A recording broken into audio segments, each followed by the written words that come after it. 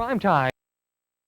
I'm Joe Liberatore. And I'm Christine Brazill. Coming up next on Vision 20, another disagreement arises between presidential hopefuls Bush and Dukakis, and a gas heater is possibly to blame for Saturday's fire in the Scranton Talk warehouse. Cindy Ceccacci tells us about the future of healthcare. Tim Booth has the weather, and Bob Ide has news on the Scranton Eagles.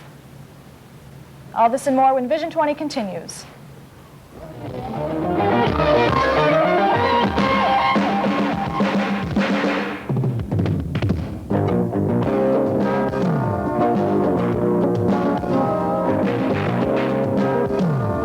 The world and here at home, live from Marywood College, it's Vision 20 News.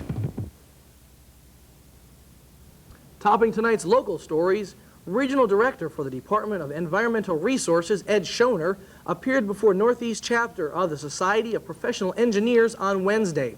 His purpose was to discuss DER's role in the future. Schoner stated that since the 1970s, DER has become more of an enforcement-oriented agency. As a result, DER has become involved in a number of important local issues, and its presence is likely to grow, especially because of recent statewide developments.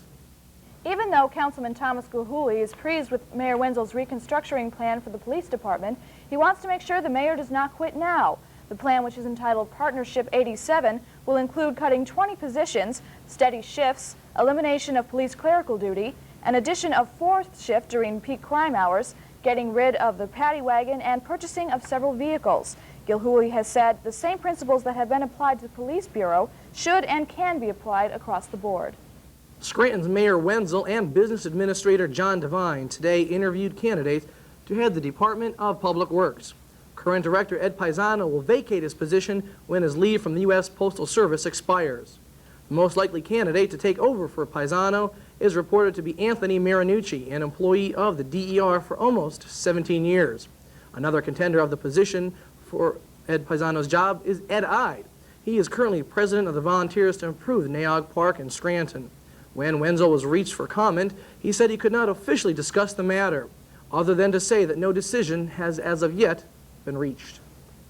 3 years ago, when City Council President Thomas Comerford assumed that office, he asked for greater cooperation in citywide cleanup efforts by both downtown merchants and property owners. Some complaints were raised by business owners saying the city doesn't sweep downtown streets on a regular basis, so why should we get involved on a unilateral basis? However, since that time, the city of Scranton has purchased 2 street sweepers, one from fundraising efforts and the other from the Downtown Scranton Business Association. Now the streets are cleaned daily. Comerford feels that the time is right again to ask for the downtown merchants to clean their little part of the town, or else will send a message of indifference and slothfulness to visitors and tourists. An overhead gas heater system is being investigated as a possible cause of the Scranton Talk warehouse fire that occurred on Saturday. In the vicinity of where the gas heaters hung, firemen noticed several areas of blue flames that disappeared when the PG&W turned off the main gas feed. Due to the large amount of debris inside the building, fire investigators are being hampered from sifting through the ruins. The cause of the fire, as of yet, remains undetermined. The Scranton Redevelopment Authority was scheduled to meet today to consider Mayor Wenzel's proposal to help the city with the restoration of the Casey Inn and surrounding property. Board Chairman Robert Quinn proposed that the existing project be expanded to save time. Council President Thomas Comerford, however, feels an expansion will delay the mall project. The site of the proposed project includes the 500 and 600 blocks of Lackawanna Avenue. Federal Judge Edwin Cossack ended a civil suit against 3 state troopers accused of malicious prosecution and other charges.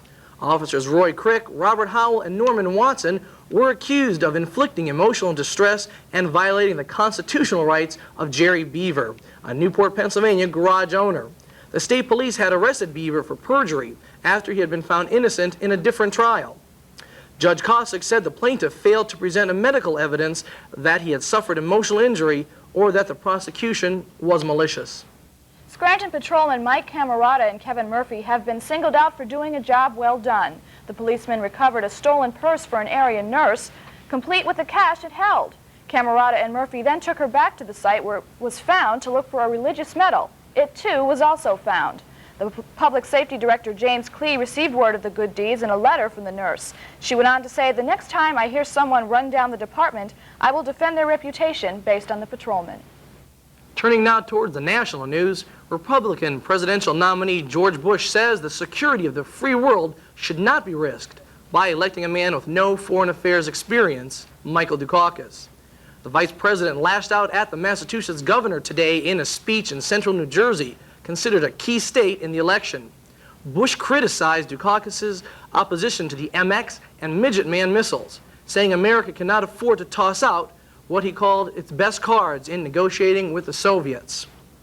Bush's running mate Dan Quayle is in another key state, Ohio, where he's reaching out to Democrats who voted for President Reagan.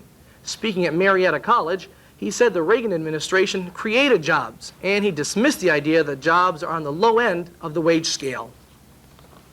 Michael Dukakis, meanwhile, says the Bush campaign has been using a rhetoric of falsehoods, and he brought up the specter of Watergate, saying, "Truth was the first casualty in the Nixon White House, and it was the first casualty in the Bush campaign."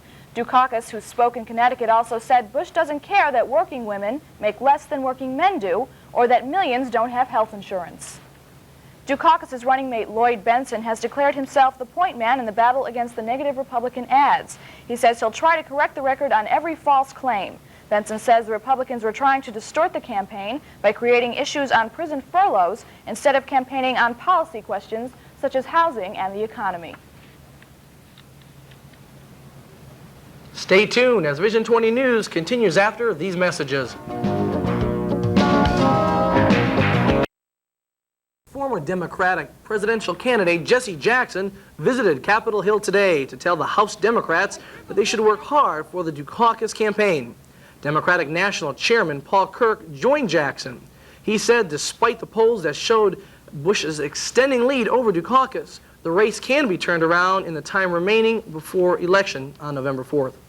And President Reagan says it's possible that U.S. troops might leave South Korea in the near future, but only if they are no longer needed. Reagan says he can't call to mind any recent signs of tension easing between North and South Korea. Reagan spoke with reporters today before meeting with the South Korean president. Philippine President Corazon Aquino says the U.S. prosecution of her predecessor, Ferdinand Marcos, could help her government recover billions of dollars he allegedly stole. A grand jury is looking into charges that he diverted government money into secret bank accounts before fleeing his homeland into U.S. exile. A federal appellate court has denied an attempt to avoid the threat of jail for refusing to comply with subpoenas. President Reagan, asked if he had promised Marcos a safe haven in the United States, said today he would never make such a broad promise. Congress is trying to reach a compromise on a wide-ranging drug bill so it can adjourn. A House-Senate conference panel has come to a tentative agreement to support a death penalty for some drug-related murders. Lawmakers are now trying to decide whether to deny some federal benefits to drug offenders. And the heated arguments continue along the political front. George Bush is warning against relaxing Americans' military strength because of peace gestures from the Soviets. He also is charging that Michael Dukakis has no foreign affairs experience. On the other hand, Dukakis has come close to using Bob Dole's "Stop Lying About My Record" line on Bush. Dukakis told a crowd in New Haven, Connecticut, quote, "Truth was the first casualty in the Nixon White House, and it has been the first casualty in the Bush campaign." The Federal Aviation Administration is ordering inspections of the takeoff alarm systems on nearly 2,000 Boeing 727s and 737 jetliners. The alarm system warned pilots that controls are not set properly, and the FAA says a significant number of them don't work right. NASA says it's just found out that the cooling system on one of the Space Shuttle Discovery's main engines sprung a leak during the launch last month. A space agency spokesman says the engine will have to be replaced before Discovery's next flight, scheduled for February. It's not clear yet whether that will delay the launch. A worldwide AIDS symposium in Mexico is confirming that the fatal disease is indeed worldwide. Medical researchers say AIDS cases are being reported in some of the most remote areas of the globe. Some of those countries are also among the world's poorest, making it all the more difficult to fight the spread of AIDS. Turning now to our state news. In Pittsburgh, Ashland Oil is accusing some Allegheny County officials of lying and of obstructing justice. The company says county officials were not telling the truth when they claimed they did not approve the construction of an oil storage tank at the company's terminal in Jefferson, south of Pittsburgh. The tank collapsed January 2nd, spilling more than 700,000 gallons of diesel fuel into the Mongolia and Ohio rivers, forcing drinking water systems in 3 states to shut off their intakes. Also in Pittsburgh, a federal judge has declared a mistrial in the case of an Indiana county white supremacist charged with counterfeiting. U.S. District Court Judge Glenn Menser issued the ruling today after a prosecution witness made a prohibited remark about the racist group Aryan Nations. Menser said James Wickstrom of Homer City can still be prosecuted on charges that he planned to use counterfeit money to benefit the right-wing parliamentary groups. A new trial could begin within 7 months. A convicted murderer's 3 years of freedom from a life sentence ended this morning when he surrendered himself to the Allegheny County Sheriff. Bobby Joe Lawson of Pittsburgh was released in December 1985 on a legal technicality, but the state Supreme Court ordered him back to jail today. The court said Lawson shouldn't have been released just because his trial was not held as quickly as state law requires. He was returned to Western Penitentiary on Pittsburgh's north side. Doctors say a food worker could regain about 50% of the movement in his left hand, which was severed in an accident at the H.J. Heinz Company in Pittsburgh. The hand was reattached in a 10-hour operation on Tuesday. Dr. Joseph Imbriglia says blood is flowing freely through the hand. Heinz spokesman Harry Carroll says Schultz's hand apparently was severed as he tried to restore a screw conveyor that had jammed in the company's meat products building. An anti-abortion group in Pittsburgh says a temporary restraining order a judge recently issued violates the group's constitutional rights to demonstrate. A group called Operation Rescue has conducted several sit-down protests at a Pittsburgh building that houses 2 abortion clinics. Group attorney Bruce Ledowitz says the order sets a dangerous precedent that will come back to haunt all forms of social protest. The order requires that group picketers to be at least 5 feet from the building entrance and 5 feet from each other. Owners of the building have sued the group, claiming it has conducted illegal protests that shut down all of the building's 28 businesses. And a Clearfield County judge has ordered a man accused of raping and killing a 2-year-old girl to stand trial on burglary and kidnapping charges. Clearfield District Justice Michael Rudella ordered Stephen Edmondson of Huntington County held for court after a preliminary hearing yesterday. Edmondson is accused of abducting Bobby Jo Mathers of Janesville from her grandmother's home on October 5th. Edmondson will face another hearing in the Cambria County on the homicide and rape charges. State police are looking for vandals who broke into 2 Washington County churches, desecrating the altar at one and ransacking and looting the other. Grace United Methodist Church on Route 481 near Cole Center and Assumption Roman Catholic Church on Route 4 on Daisytown were broken into Monday night or Tuesday morning. The churches are less than 3 miles apart. Troopers say after attempts to pry open office doors at Grace United failed, human waste was placed on the altar and pages of a Bible were torn out. At Assumption, thieves took a brass cross, a candle holder, and $5 in change after ransacking the church. Officials say Jean Caliguri, widow of late Pittsburgh Mayor Richard Caliguri, has been named by Governor Robert Casey to a search committee for candidates to fill a vacancy on Commonwealth Court. Casey appointed Mrs. Caliguri yesterday as one of 2 new members of his appellate court nominations commission. Mayor Caliguri died in May of complications of amyloidosis, a rare disease.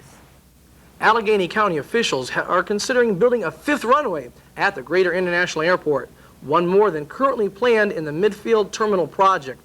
John Graham, the county director of capital projects, says the county is preparing proposals for engineering and environmental companies to do the necessary studies for the 5th runway.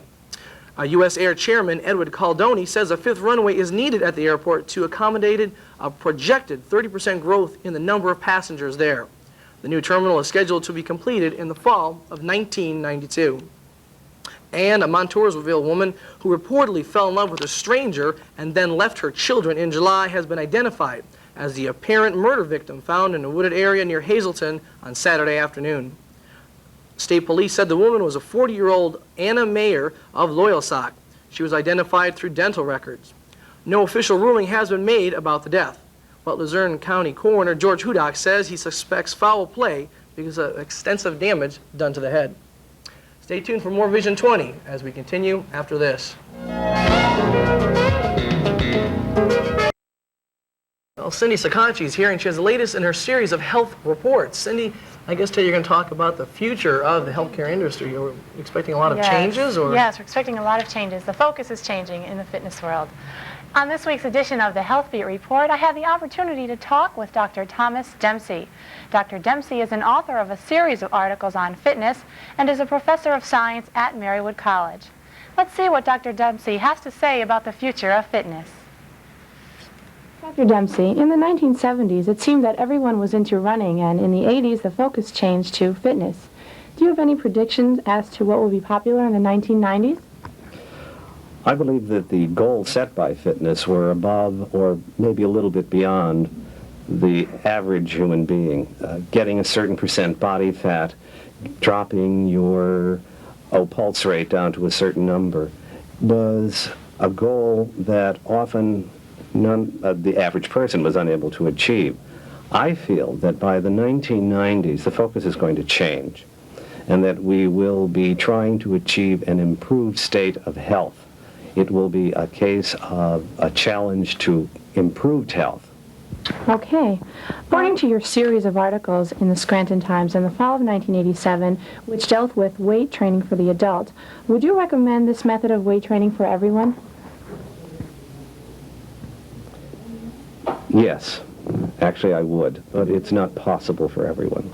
Not everyone has the dedication, not everyone has the time available in their life. It would benefit most people.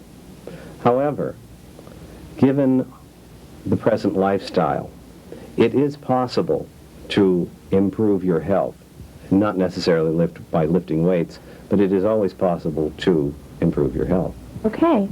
Well, since this isn't possible for everyone, what exercise would you suggest that's kind of low in injury risk but very high in value, exercise value? Walking. Walking at a good pace for you, for the individual. Walking with a lot of motion to the hands. It has low impact. You can do it for years. It can be done by people of all ages. There isn't much difference between the distance covered and the calories burned between jogging, outright running, and a good brisk walk. Especially locally, we have a lot of hills, and that helps to increase resistance. For a person who hasn't been exercising or is kind of out of shape, what would a good time limit be for them to begin walking? How often should they walk a week, and how long should the walk last? I would say start with a 5-minute walk. Often people who have been sedentary for quite a while find they can't even do the 5-minute walk. They're out of breath. You listen to your own body, and then you push it just a little bit, and eventually you should get up to where you're doing, when in condition, a half hour to 45 minutes to 40 to 45 minutes, and covering 2 to 3 to 4 miles, depending on how brisk in your leg span. Okay, and this walking should be done every day? No, I would say about 5 times a week is sufficient. And there you have it. If you want to ease into exercise, the best way to do it is to start walking. And now back to you, Joe. Thanks, Cindy. Well, Tim Booth is here with the weather forecast. Is the frost on the pumpkin yet, Tim? The frost is most certainly on the pumpkin. We can look at the cold weather from here on out. I think it's going to last right up until next April. This weekend, by the way, we're going to have lots of rain and clouds. It's going to be no repeat of last weekend's bright sunshine and warm weather. Bad news. Something to look forward to. Let's take a look at the current temperatures outside, though, right now. Right now, it's still holding at 50 degrees. The barometer is at 30.19 and steady, which means that the weather should remain quite a bit the same until at least tomorrow. The humidity is low at 32%. Tonight's weather is going to get much colder. Like I said, the low is down between 30 and 35 degrees. It's going to be clear for the remainder of this evening. The sun has already set today, and tomorrow it's going to set at 6:14 p.m. Tomorrow morning it should rise at 7:21. Let's take a look now at the national weather map, and I'll show you exactly what's happening across the country. The reason we're going to be getting so much rain over the weekend is because of all across the center of the country. We're getting lots of rain. Chicago, Illinois, and all the way down into Tennessee, it's been raining all day today. That weather, this whole front is going to be moving into our system late tomorrow. We can expect rain tomorrow night, late in the afternoon, and it's going to continue right on into early Saturday morning. The temperature should remain consistent with what we've had today across New England and this half of the country. High about 55 degrees, but we're not going to be it's not going to be rising much above that. Taking a look into the weather, our 4-day forecast, our weekend weather, it's going to look like this. Friday, we're going to have rain late in the day, high of 48 degrees for tomorrow. Saturday, we're going to have rain early in the morning, cloudy for the remainder of the day, high of approximately 50 degrees. Sunday, it's going to be cloudy with a temperature of 45 to 50 degrees. Monday, rain is possible, a high of only 50 degrees. So enjoy the weekend while you can, get out, but don't expect too much. And now back to you. Well, not much in the way of good weather, but there is a lot of good news in the way of sports. Bob Ide is here and will be telling us, I guess, about the Scranton Eagles as they go for the 9th or 10th EFL title. Bob?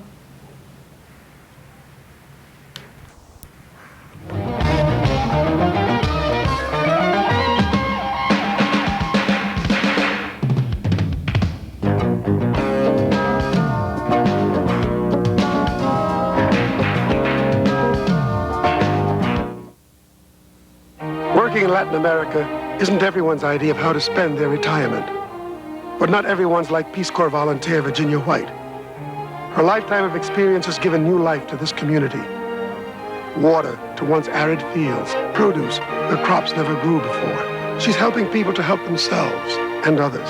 No matter what your skill, you don't know how much you have to offer until you offer it, and then reap the rewards. Peace Corps, the toughest job you'll ever love.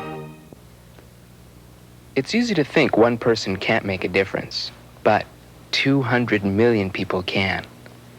If every one of us volunteered just 5 hours a week to the causes we care about, if we all donated just 5% of what we earn, there'd be almost no limit to what we can do. Just 5 hours, just 5%. When you think about it, it's not that much to give. And what we could get back is immeasurable.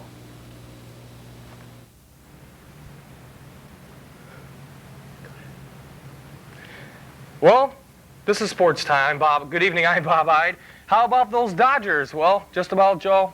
I don't know what's going on here tonight, but last week I predicted Oakland in 4, Easy. and Easy we have for some the comments. Oakland Okay, Christine, get the Jonesin in now. Okay, it's in, Bob. Okay, you got your digs Consider it in. But I want to be known. I did pick Notre Dame over Miami.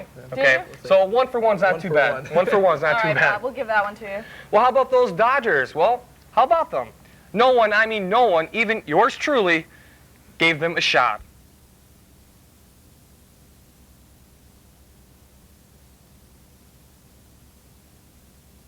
Season, the Oakland A's. Well, how did they do it? With no-name players, less than above-average pitching, and Kirk Gibson, their best player, on the bench. Well, the Dodgers have done it, and I respectively eat my words. They got the pitching and the hitting. In fact, they got something the A's don't have: enthusiasm to win. Tonight they can win it all, sending their best Oral Hershiser to the mound. The A's are truly under pressure for the first time this season, and they'll counter with Storm Davis, who lost Game 2, giving up 6 runs and 8 hits.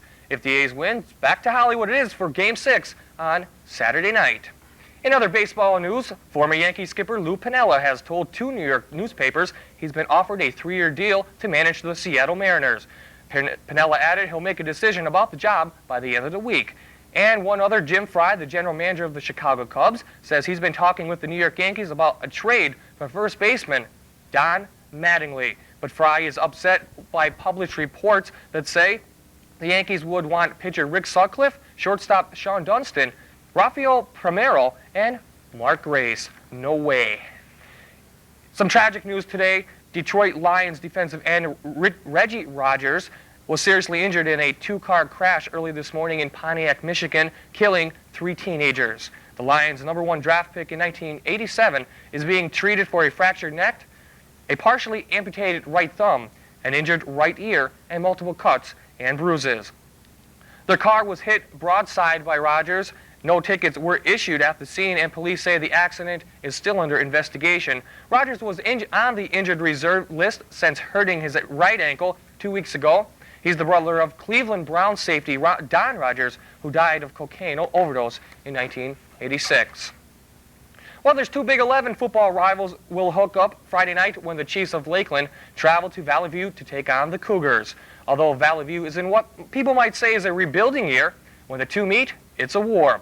Assistant coach Ray Cocci of Lakeland says It's a rivalry, and you just got to throw out the books in a rivalry.